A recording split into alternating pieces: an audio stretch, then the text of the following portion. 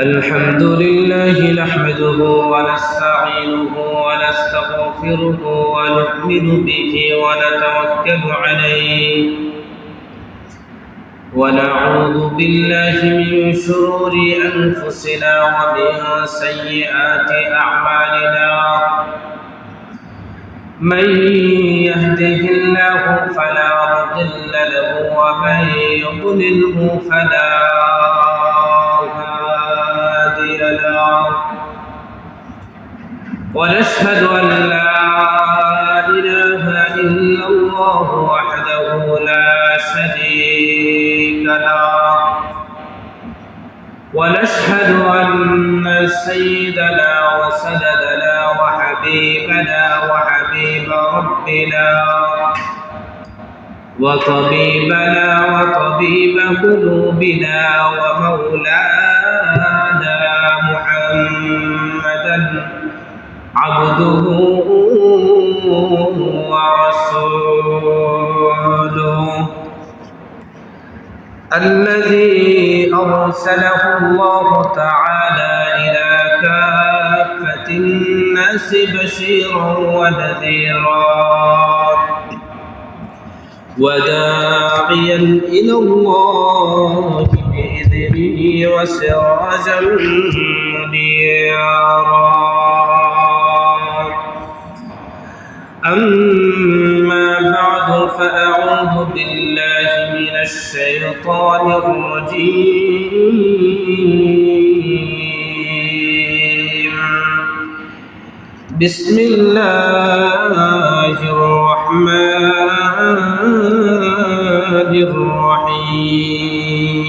الرحيم تلك أمة قد خلت لها ما كسبت ولكم ما كسبتم ولا تسألون عما كانوا يعملون وقال تبارك وتعالى وقل جاء الحق وزهق الباطل إن الباطل كان زهوقا وعن يعلى بن مرة رضي الله تعالى عنه قال رسول الله صلى الله عليه وسلم حسين مني وأنا من حسين أحب الله من أحب حسينا حسين سبط من الأسباط أو كما قال النبي عليه الصلاة والسلام صدق الله مولانا العظيم وصدق رسوله النبي الكريم ونحن على ذلك لمن الشاهدين والشاكرين والذاكرين والحمد لله رب العالمين اللهم صل على محمد وعلى آل محمد كما صليت على إبراهيم وعلى آل إبراهيم إنك حميد مجيد اللهم بارك على محمد وعلى آل محمد كما باركت على إبراهيم وعلى آل إبراهيم إنك حميد مجيد بلغ المعنى بكماله كشف الدجى بجماله حسنت جميع خصاله صلوا عليه وآله بلغ العلا بكماله كشف الدجى بجماله حسنت جميع خصاله صلوا عليه وآله لا إله إلا الله لا إله إلا الله لا إله إلا الله لا إله إلا الله سبحان الله الحمد لله لا إله إلا الله لا إله إلا الله لا إله إلا الله سبحان الله الحمد لله لا إله إلا الله لا إله إلا الله لا إله إلا الله আকাশ চলে যে প্রভুর শাসন জমিনে চলে সেই প্রভুর শাসন আকাশ চলে যে প্রভুর শাসন জমিনে চলে সেই প্রভুর শাসন সেই প্রভুরে স্মরণ করো সেই প্রভুরে স্মরণ করো যখন করো সবে ইল্লাল্লাহ লা ইলাহা ইল্লাল্লাহ লা ইলাহা ইল্লাল্লাহ লা ইলাহা ইল্লাল্লাহ লা ইলাহা ইল্লাল্লাহ সুবহানাল্লাহ আলহামদুলিল্লাহ লা ইলাহা ইল্লাল্লাহ লা ইলাহা ইল্লাল্লাহ লা ইলাহা ইল্লাল্লাহ লা ইলাহা ইল্লাল্লাহ মুহাম্মাদুর রাসূলুল্লাহ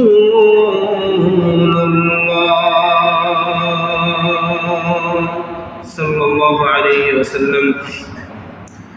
সমস্ত প্রশংসা সেই মহান রব্বুল আলামিনের জন্য যে রব্বুল আলামিন আমাদেরকে দুনিয়ার সমস্ত ঝামেলা থেকে ফারিগ করে আজকের এই বরকতময় দিন জুমাবার দিনে আল্লাহ রব্বুল আলামিনের মহান হুকুম জুমার নামাজ আদায় করার নিয়তে মসজিদে আসার বসার তৌফিক দান করেছেন। এই জন্য সেই মহান মালিকের দরবারে লাখো কোটি শুকরিয়া জানাই, সকলে পড়ে আলহামদুলিল্লাহ। সম্মানিত হাজরিন, আজকের যেই দিনটা, এই দিনটা হচ্ছে গুরুত্বপূর্ণ একটা দিন। এই দিন হলো ইয়ৌমে আশুরা তথা আশুরার দিবস। সম্মানিত হাজরিন, এই আশুরার দিবসে যেই সমস্ত ঘটনাবলী দুনিয়ার জমিনে সংঘটিত হয়েছিল, এই সমস্ত ঘটনাবলীর মধ্য থেকে অত্যন্ত ব্যথাতুর হৃদয় বিদারক যেই ঘটনাটা সংঘটিত হয়েছিল সেটা হলো কারবালার প্রান্তরে হযরত হুসাইন রাদিয়াল্লাহু তাআলা আনহুর শাহাদাতের যেই ঘটনা।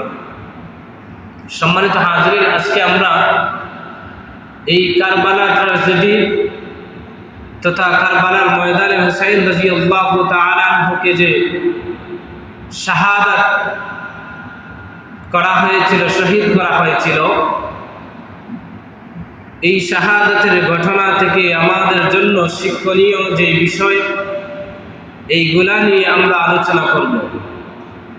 সম্মানিত হাজরিন, এই বিষয় সম্পর্কে আলোচনা করার আগে আমাদের প্রাথমিকভাবে কয়েকটা বিষয় আমাদের আগে জানতে হবে। এই বিষয়গুলা যদি আমরা আগে জানি, তাহলে পরবর্তী আলোচনা আমাদের বুঝতে সহজ হবে। সম্মানিত হাজরিন, এই কারবালার ঘটনাকে কেন্দ্র করে তৎকালীন সময়েও এমনকি এখনো পর্যন্ত কিছু মানুষ আছে যারা হুসাইন রাদিয়াল্লাহু তাআলা আনহুর পক্ষে কথা বলতে গিয়ে আল্লাহ রাসূলের জলিলুল কদর সাহাবী হযরত মুআবিয়া রাদিয়াল্লাহু তাআলা আনহুকে অকথ্য ভাষায় গালিগালাজ করে থাকে। সম্মানিত হাজরিন, অথচ আল্লাহ রাসূলের একজন সাহাবীর দাম মর্যাদা কেমন সেটা আমরা কম বেশি জানি। হযরত মুআবিয়া রাদিয়াল্লাহু তাআলা আনহু, যিনি সাধারণ কোনো সাহাবী ছিলেন না, যিনি ছিলেন কাতিবে ওয়াহী। আল্লাহ রাসূলের কাছে যখন ওয়াহী নাযিল হইত, যেই সমস্ত সাহাবায়ে কেরাম এই ওয়াহীকে লিখনির মাধ্যমে লিপিবদ্ধ করতেন, তাদের মধ্যে একজন ছিলেন হযরত আমির মুআবিয়া রাদিয়াল্লাহু তাআলা। ইয়াজিদের কর্মকাণ্ডকে লক্ষ্য করে তৎকালীন সময়েও আজও কিছু মানুষ সন্তানের দুষ্টাকে বাবার উপর চাপায়া দিয়া সেই জলিলুল কদর সাহাবী হযরত মুআবিয়া রাদিয়াল্লাহু তাআলাকে গালমন্দ করে থাকে। সম্মানিত হাজির, এই জন্য আমাদেরকে শুরুর দিকে কিছু কথা আমাদের বুঝতে হবে। সর্বপ্রথম যেই কথাটা আমাদেরকে বুঝতে হবে সেটা হলো যে ইসলামের প্রাথমিক সময়ে খলিফা নির্বাচনের পদ্ধতি কি ছিল।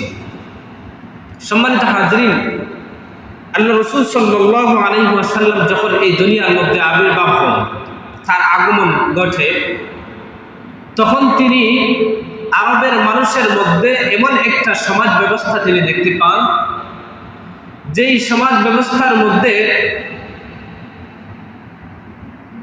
সমাজ পরিচালনার জন্য, গোত্র পরিচালনার জন্য এমন মানুষকে নিযুক্ত করা হতো যার কোনো যোগ্যতাই ছিল না। এমনকি কখনো কখনো এমনও দেখা গেছে যেই লোকটা গোত্র প্রদান হইত, তার কথার বিরুদ্ধে যদি কেউ চলে যেত, আর এই বিরুদ্ধাচরণ যদি আসলে যৌক্তিক কোনো বিরুদ্ধাচরণ হইত, তবুও গোত্র প্রধান তার উপর রাগান্বিত হয়ে তাকে পানিশমেন্ট দিত। অর্থাৎ মানুষের কোনো বাক স্বাধীনতা ছিল না, গোত্র প্রধানের বিরুদ্ধে কথা বলবে এই সাহস কারো ছিল না। আর উল্টো দিকে গোত্র প্রধান অন্যায় করলেও সেটা নিয়ে বলে ধরা হতো, কারণ ভয়ে কেউ কথা বলতো না, মুখ খুলতো না। ওই রকম একটা সমাজের মধ্যে আল্লাহ রাসূল সাল্লাল্লাহু আলাইহি ওয়াসাল্লাম আগমন করেন, তার আবির্ভাব ঘটে। আল্লাহ রাসূল সাল্লাল্লাহু আলাইহি ওয়াসাল্লাম যখন হিজরত করে মক্কা থেকে মদিনার মধ্যে যান, খেলাফতের দায়িত্ব আল্লাহর হাবিব সাল্লাল্লাহু আলাইহি ওয়াসাল্লামের উপর আসে। আল্লাহ রাসূল সাল্লাল্লাহু আলাইহি ওয়াসাল্লাম এমন একটা সমাজ তিনি গঠন করলেন, যেই সমাজের মধ্যে একজন তুচ্ছ থেকে তুচ্ছ সাধারণ নাগরিকের কথা বলার অধিকার ছিল। মানুষের বাক স্বাধীনতা তখন ফিরে পেয়েছিল। মানুষ সে তার দিলের কথা অকপটে সে প্রকাশ করতে পারত, সেই সুযোগটা তখন দেওয়া হয়েছিল। সম্মানিত হাজির, শুধু তাই নয়, বরং তৎকালীন সময়ে খলিফা কোনো অন্যায় করলেও অন্যায়ের বিরুদ্ধে কথা বলার মতো যে অধিকার, সেই অধিকার জনগণের ছিল।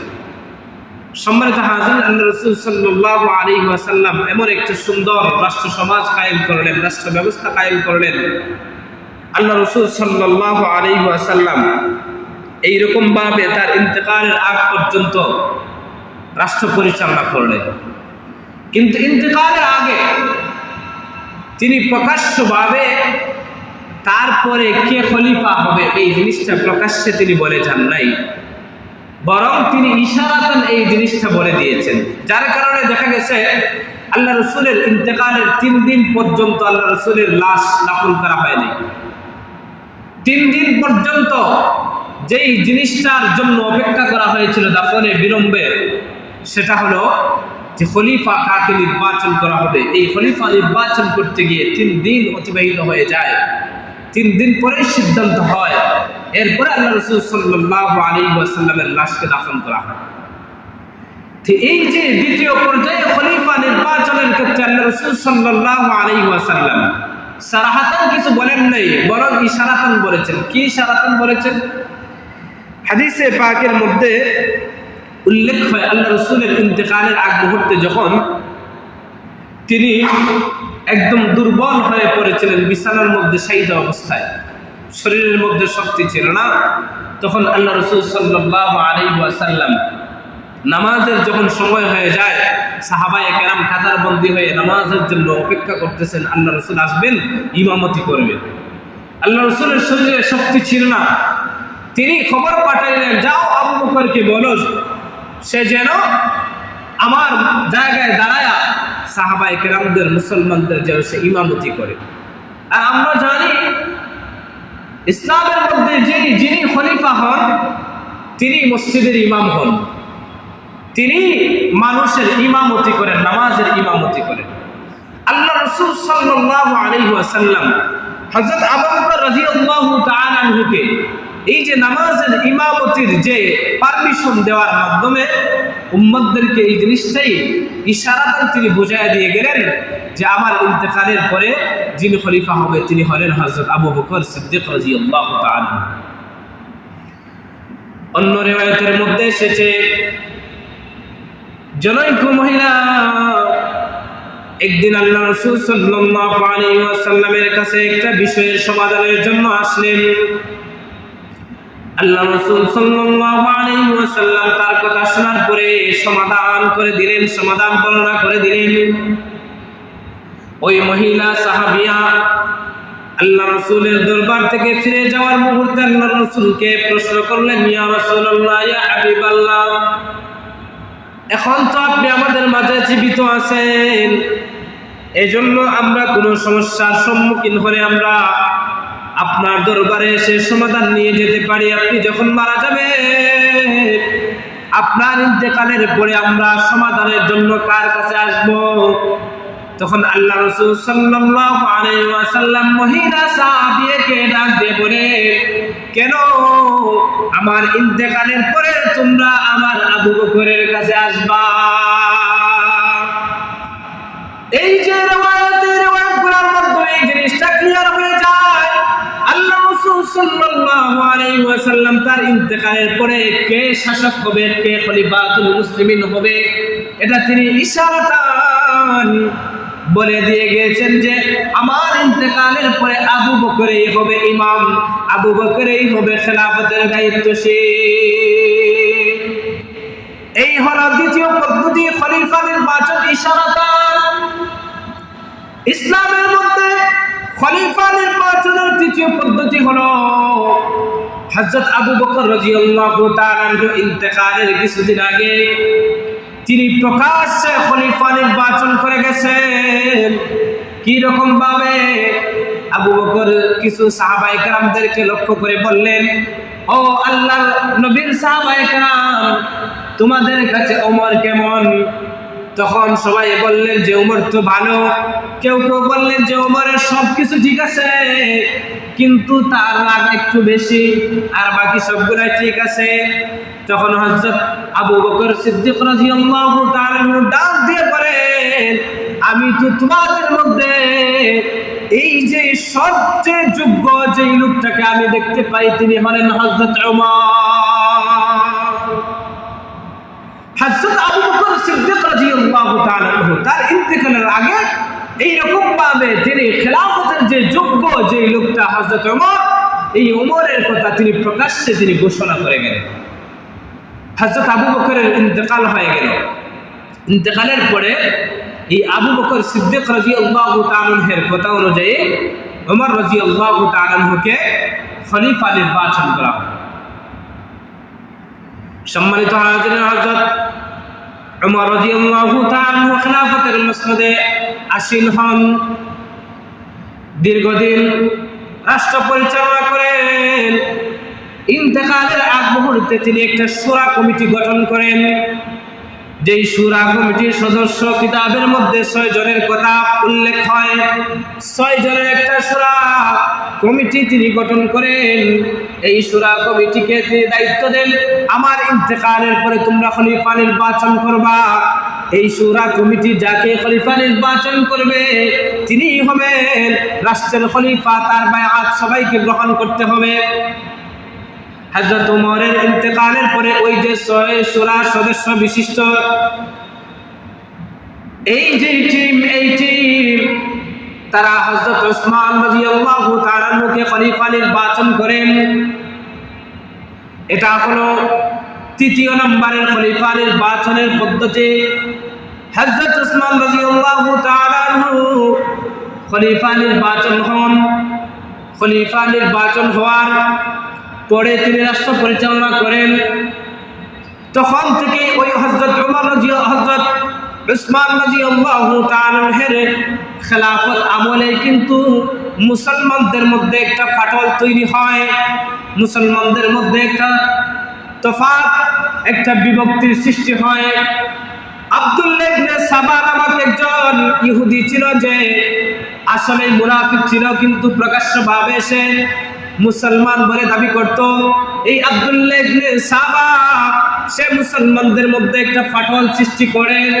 এক পর্যায়ে মুসলমানদেরকে সে ফুসলায়া হযরত উসমান রাদিয়াল্লাহু তাআলা আনহুর বিরুদ্ধে সে ছেটায়া দেয়।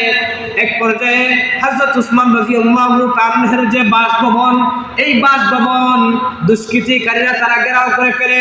হযরত উসমান রাদিয়াল্লাহু তাআলা আনহুর পান করার জন্য যে পানি পর্যন্ত তারা বন্ধ করে দেয়। প্রায় 12 দিন পর্যন্ত হযরত উসমান রাদিয়াল্লাহু তাআলা আনহু তার ঘরের মধ্যে আবদ্ধ ছিলেন। এমন সময় সুযোগ বুঝে দুষ্কৃতিকারীরা হযরত উসমান রাদিয়াল্লাহু তাআলা আনহুর ঘরের পিছন থেকে দেওয়াল টপকিয়ে হযরত উসমানের উপর আক্রমণ করে। আক্রমণের আঘাতে, তরবারির আঘাতে হযরত উসমানের মাথা থেকে, তার দেহ থেকে মাথাটা আলাদা হয়ে যায়। নাউজুবিল্লাহ। হযরত উসমান রাদিয়াল্লাহু তাআলা আনহু শাহাদাতের পেয়ালা পান করেন। এইদিকে হযরত উসমানের ইন্তেকালের পরে সাহাবায়ে কেরামদের বড় একটা দল হযরত আলী রাদিয়াল্লাহু তাআলা আনহুকে খেলাফতের মসনদে তারা বসান, খলিফা হিসেবে নিযুক্ত করেন। আর অন্যান্যরা এখনো পর্যন্ত হযরত আলী রাদিয়াল্লাহু তাআলা আনহুর খেলাফতকে মেনে নেন নাই। পরবর্তীতে আস্তে আস্তে সবাই হযরত আলী রাদিয়াল্লাহু তাআলা আনহুর খেলাফত মেনে নেন। এইরকম ভাবে এটা ছিল ৪র্থ পদ্ধতি। এই পদ্ধতিতে হযরত আলী রাদিয়াল্লাহু তাআলা খলিফার মসনদে তিনি আদিষ্ট হন। এই ছিল 4টা পদ্ধতি, যে 4 পদ্ধতিতে ইসলামের খলিফা নির্বাচিত হন। প্রথম নম্বর হলো আল্লাহ রাসূল সাল্লাল্লাহু আলাইহি ওয়াসাল্লাম ইশারাতান বলে গেছেন হযরত আবু বকর খলিফা হয়েছেন। দ্বিতীয় নম্বর পদ্ধতি ছিল যে হযরত আবু বকর তিনি ইশারাতান নয় বরং প্রকাশ্যভাবে একজনের নাম উল্লেখ করেছেন হযরত উমরের। এই প্রকাশ্য নাম উচ্চারণের মাধ্যমে খলিফা নির্বাচিত হন হযরত উমর রাদিয়াল্লাহু তাআলা আনহু। তৃতীয় পদ্ধতি ছিল যে শূরা কমিটি গঠন করে যাওয়া। এই শূরা কমিটি যাকে খলিফা হিসেবে নির্বাচন করবে তিনি হবেন খলিফা। এর মাধ্যমে হযরত উসমান ইবনে মাযউন রাদিয়াল্লাহু হযরত উসমান ইবনে আফফান রাদিয়াল্লাহু তাআলা আনহু তিনি খলিফা হন। এই খলিফা হওয়ার পরে ৪র্থ পদ্ধতি ছিল যে মুসলমানদের বড় এক দল যে খলিফার উপর বায়াত গ্রহণ করবে, পরবর্তীতে সবাই তাকে খলিফা হিসেবে মেনে নেবে, তিনি হলেন হযরত আলী রাদিয়াল্লাহু তাআলা আনহু। এই পদ্ধতি তিনি খলিফা হয়েছিলেন। এই 4টা পদ্ধতি ছিল ইসলামের সময়ে খলিফা নির্বাচনের পদ্ধতি, ইসলামের প্রাথমিক সময়ে। সম্মানিত হাজির, এই একটা জিনিস মাথায় রাখবেন, পরবর্তী আলোচনা বুঝতে আপনাদের সহজ হবে। দ্বিতীয় নম্বরে আমরা যে আলোচনা করতে চাই সেটা হলো হযরত হুসাইন রাদিয়াল্লাহু তাআলা এর মর্যাদা কেমন ছিল। হযরত হুসাইন রাদিয়াল্লাহু তাআলা এর ব্যাপারে তিরমিজি শরীফের রিওয়ায়াতের মধ্যে এসেছে, আল্লাহর হাবিব সাল্লাল্লাহু আলাইহি ওয়াসাল্লাম তিনি ঘোষণা করেন যে হুসাইনুম মিন্নি ওয়া আনা মিন হুসাইন, যে হুসাইন আমার থেকে আর আমি হুসাইন থেকে। এজন্য এক riwayতের মধ্যে এসেছে যে আল্লাহ রাসূল সাল্লাল্লাহু আলাইহি ওয়াসাল্লামের উপরের যে অংশ, দেহ মুবারকের যে উপরের অংশ, এই উপরের অংশ হযরত হাসান রাদিয়াল্লাহু তাআলা এর দেহের সাথে অনেকটাই মিল ছিল, আর নিচের অংশ হযরত হুসাইন রাদিয়াল্লাহু তাআলা এর দেহের সাথে অনেকটাই সাদৃশ্য ছিল। এজন্য আল্লাহ রাসূল সাল্লাল্লাহু আলাইহি ওয়াসাল্লাম হাদিসের মধ্যে ঘোষণা করেছেন, হুসাইনুন মিন্নি ওয়া আনা মিন হুসাইনিন, হুসাইন আমার থেকে আমি হুসাইন থেকে।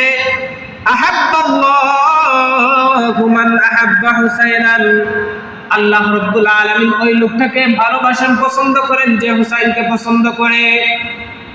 ও দোস্ত, আল্লাহ তাআলা শুধুমাত্র হুসাইনকে কতটুকু মহব্বত করেন এই জিনিসটা ছোট্ট একটা উদাহরণ দিলে বুঝতে পারবেন।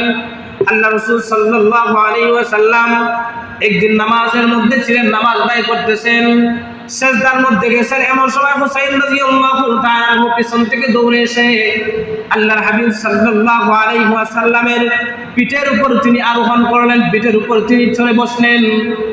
হযরত হুসাইন রাদিয়াল্লাহু তাআলা নানা জানকে ঘোড়া মনে করে ঘোড়ার মতো তিনি পিঠের মধ্যে আরোহণ হয়ে, পিঠের মধ্যে সওয়ারি হয়ে তিনি ঘোড়ার মতো তিনি চড়তে লাগলেন। সম্মানিত হাজিরিন, আল্লাহ রাসূল সাল্লাল্লাহু আলাইহি ওয়াসাল্লাম সিজদার মধ্যে দীর্ঘক্ষণ পড়ে আছেন, সিজদা থেকে উঠতে যাবেন, হুসাইনকে শোনাইবেন। এমন সময় আল্লাহ রাব্বুল আলামিন ওহী মারিফতে আল্লাহ রাসূলকে ডাক দিয়ে বললেন, মুহাম্মদ, হুসাইনকে আপনার পিঠ থেকে সরাবেন না। এই দৃশ্যটা আমি রবের কাছে অনেক ভালো লাগতেছে।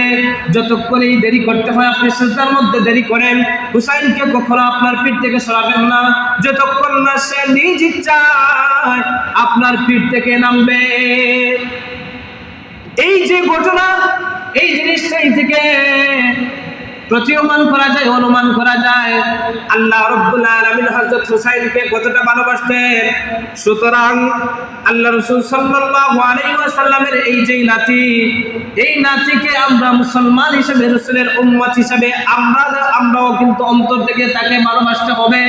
এক riwayতের মধ্যে আল্লাহ রাসূল সাল্লাল্লাহু আলাইহি ওয়াসাল্লাম বলেন, যে লোকটা আমার নাতিদ্বয় হাসান এবং হুসাইনকে ভালোবাসলো সে যেন আমি রাসূলকে ভালোবাসলো, আর যে আমি রাসূলকে ভালোবাসলো সে যেন আল্লাহ রাব্বুল আলামিনকে ভালোবাসলো। তো এর দ্বারা বোঝা যায় হযরত হুসাইন রাদিয়াল্লাহু তাআলা এর মর্যাদা কেমন। সম্মানিত হাজিরিন, এবার তৃতীয় নম্বরের যে বিষয়টা আমরা বুঝবো সেটা হলো আসলে কারবালার প্রান্তরে হযরত হুসাইন রাদিয়াল্লাহু তাআলা কিভাবে তিনি অবতীর্ণ হয়েছিলেন। সম্মানিত হাজিরিন, এই ঘটনা আপনারা বহুবার শুনেছেন। আমি ওই বিস্তারিত লম্বা ঘটনার দিকে যেতে চাই না। এই ঘটনার দিকে যাওয়ার আগে সংক্ষেপে আমি আপনাদেরকে যে জিনিসটা বুঝাইতে চাই যে 60 হিজরিতে যখন আমির মুআবিয়া রাদিয়াল্লাহু তাআলা আনহু ইন্তেকাল করেন, তখন ইন্তেকালের আগ মুহূর্তে কিছু সাহাবায়ে কেরামদের পরামর্শ নিলেন। এমনকি তিনি ওই যে খলিফা নির্বাচনের কয়টা পদ্ধতি বলেছিলাম, 4টা পদ্ধতি। এর মধ্যে তৃতীয় নম্বরে যেই পদ্ধতি সেটা হলো যে খলিফা তিনি নিজেই নাম উল্লেখ করে যাবেন যে কে পরবর্তীতে ওনার পরে খলিফা হবে। এটা কিন্তু একটা পদ্ধতি ছিল। হযরত আমির মুআবিয়া রাদিয়াল্লাহু তাআলা আনহু তিনি যখন দেখলেন যে খলিফা নির্বাচনের এইরকম একটা নজির আছে যে পরবর্তীতে কে খলিফা হবে তার নাম বলে যাওয়া, আর তৎকালীন সময়ে ইয়াজিদের রাষ্ট্রপ্রধানের যে তার যে যোগ্যতা, রাষ্ট্র পরিচালনার যে যোগ্যতা, এই যোগ্যতা বাস্তবিক করতে ছিল, কিন্তু তাকওয়ার দিক দিয়ে তার চেয়ে বড় অনেক সাহাবায়ে কেরাম তখন পর্যন্ত কিন্তু জিন্দা ছিলেন। কিন্তু আমির মুআবিয়া রাদিয়াল্লাহু তাআলা আনহু এই যে রাষ্ট্র পরিচালনার যোগ্যতার দিকে লক্ষ্য করে তিনি তার সন্তান ইয়াজিদকে তিনি খলিফা নির্বাচন করেন। সম্মানিত হাজির, এই ক্ষেত্রে আসলে আমরা ওই যে কিছু মানুষ এমন আছে আমাদের মধ্যে যারা হযরত আমির মুআবিয়া রাদিয়াল্লাহু তাআলাকে গালমন্দ করে, তারা বলে থাকে যে হযরত মুআবিয়া রাদিয়াল্লাহু তাআলা কেন যোগ্য সাহাবায়ে কেরাম থাকতে তার পুত্র ইয়াজিদকে কেন তিনি খলিফা নির্বাচন করলেন।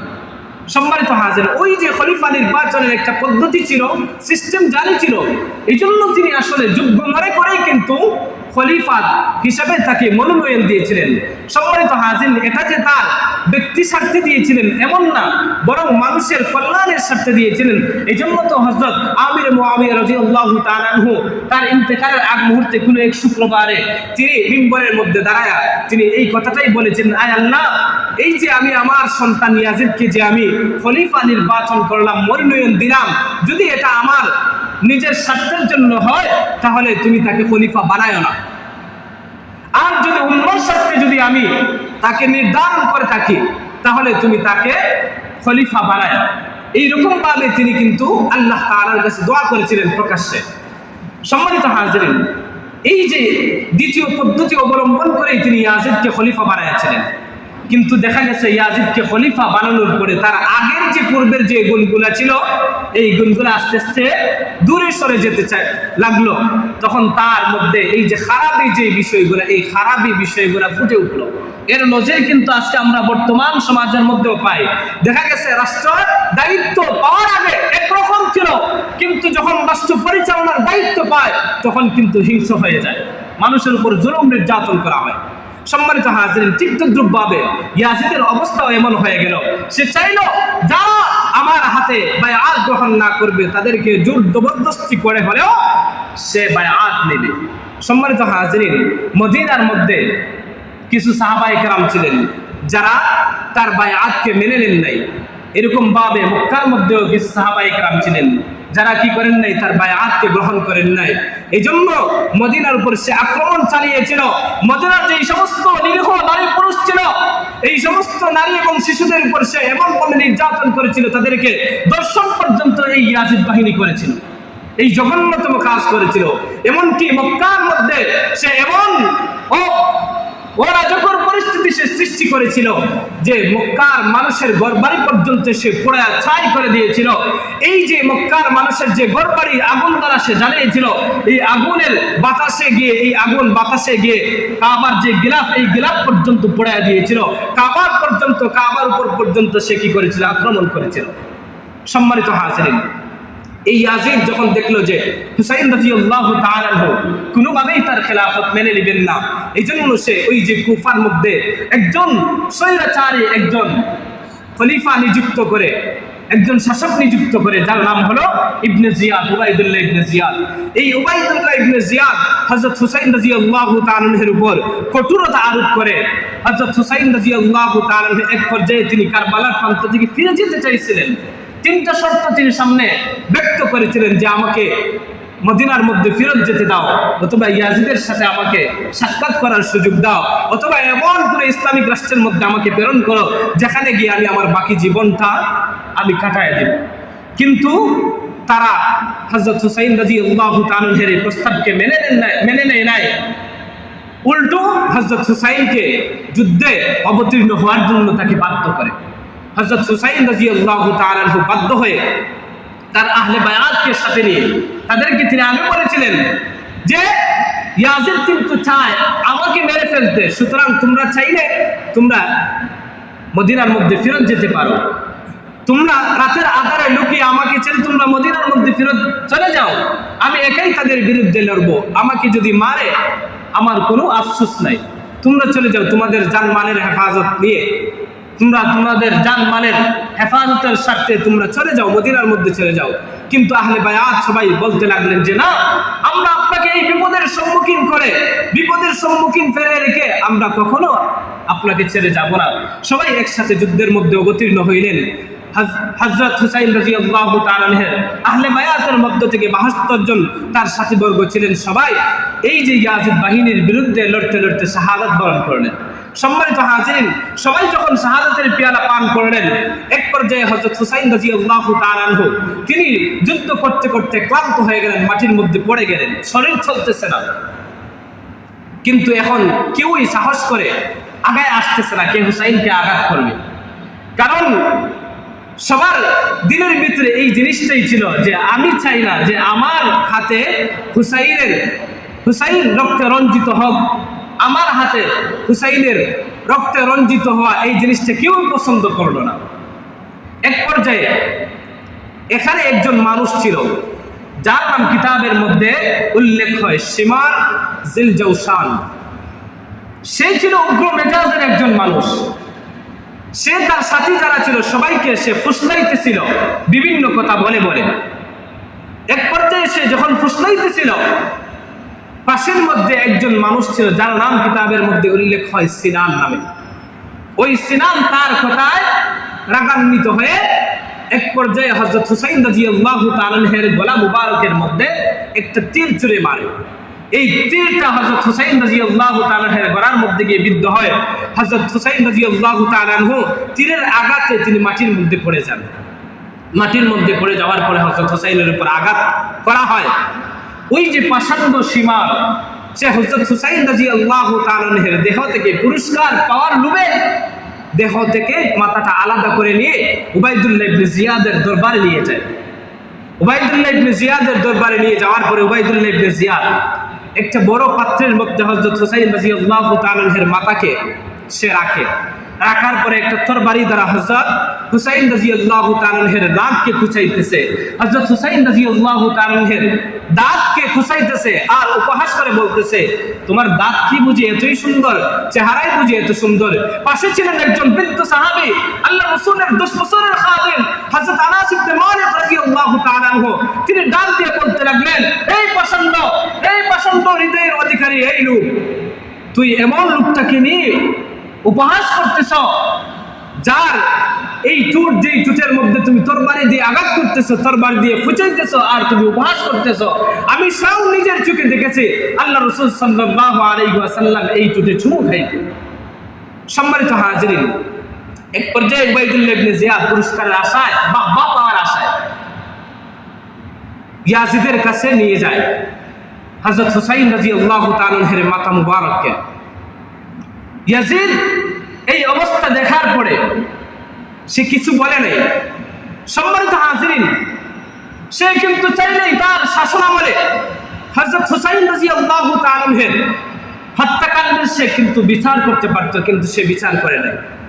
এজন্য আহলে সুন্নাত ওয়াল জামাতের অনুসারী যারা আহলে সুন্নাত ওয়াল জামাতের আকীদা হলো ইয়াজিদ সম্পর্কে, যে ইয়াজিদকে কোনো মুসলমান ভালোবাসতে পারে না, কোনো মুসলমান ভালোবাসতে পারে না, যার মাধ্যমে হযরত হুসাইন রাদিয়াল্লাহু তাআলা আনহুর শাহাদাতের মতো এই মর্মান্তিক ঘটনা যার হাতে ঘটেছে, যে মদিনার উপর আক্রমণ করেছে, যে মক্কার উপরে এমনকি বাইতুল্লাহর উপর আক্রমণ করেছে, তাকে কোনো মুসলমান ভালোবাসতে পারে না।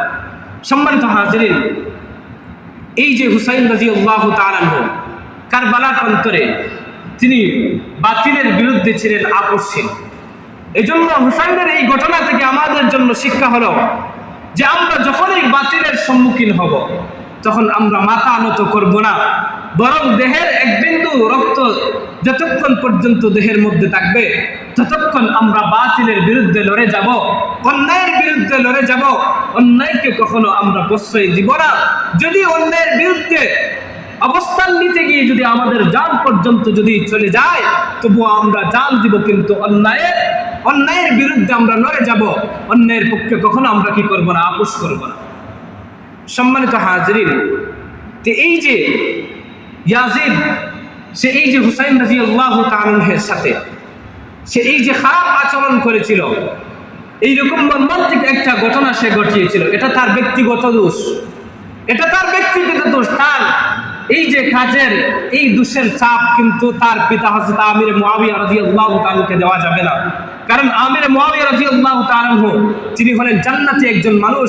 আল্লাহ রাসূল সাল্লাল্লাহু আলাইহি ওয়াসাল্লাম ইন্তেকালের আগ মুহূর্তে তিনি ওই সমস্ত সাহাবায়ে কেরামদের জন্য জান্নাতের সুসংবাদ দিয়েছিলেন। আল্লাহ রাসূল বলেন যে আমার ইন্তেকালের পরে একটা যুদ্ধ পরিচালনা হবে, যেই যুদ্ধটা হবে নৌপথে।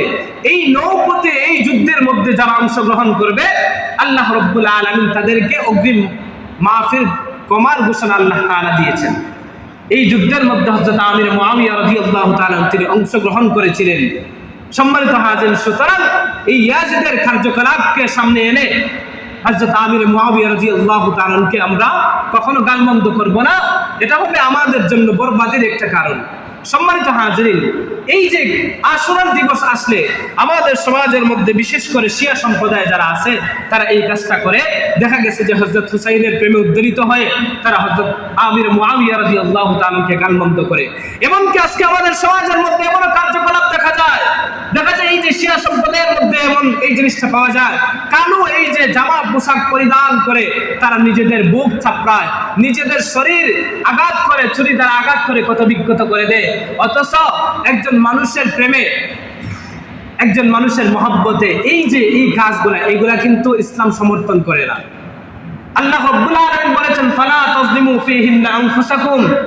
এই যে বরকতময় দিন, এই বরকতময় মাসসমূহে তোমরা নিজেরা নিজেদের উপর জুলুম করার মাধ্যমে ধ্বংসের দিকে তোমরা নিজেদেরকে ঠেলে দিও না। এই যে আঘাত করা, এই আঘাতের মাধ্যমে তোমার ক্ষতি হবে, হুসাইনের কোনো লাভ হবে?